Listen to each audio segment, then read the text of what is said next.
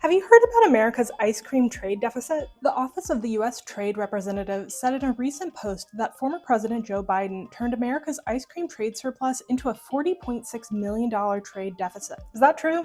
Here's the scoop. From 1995 to 2020, the US had an ice cream trade surplus. That means exports outnumbered imports. The surplus ranged from about $20 million to about $160 million. But in 2021, which was Biden's first year as president, that surplus nearly vanished. And in 2022, the US began importing more ice cream than it exported.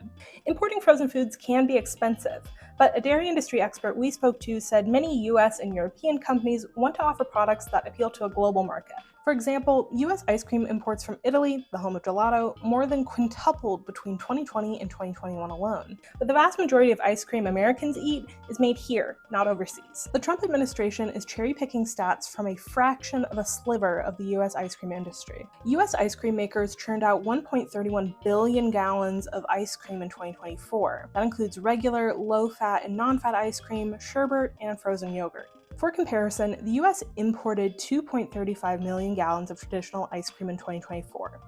That's 0.18% of the amount produced domestically. The US exported 16.4 million gallons of ice cream, which is a little over 1% of what it produced. International trade data also doesn't include mixes, which are used to make shakes and soft-serve products.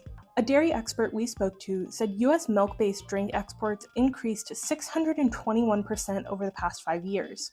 In 2024, the US exported nearly $35 million in mixes to the European Union.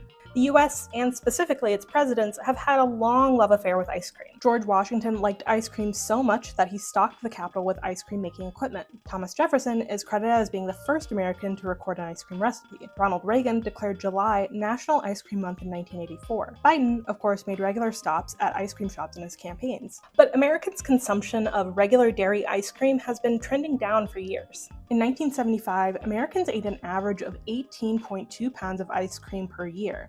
That figure fell to 11.7 pounds by 2023. So yes, the US had an ice cream trade surplus under Trump's first presidency that turned into a trade deficit under Biden. But that was because we began importing more ice cream than we exported. And in general, international trade makes up a teeny tiny portion of the ice cream industry. The statement is accurate, but needs a sprinkling of clarification and additional details.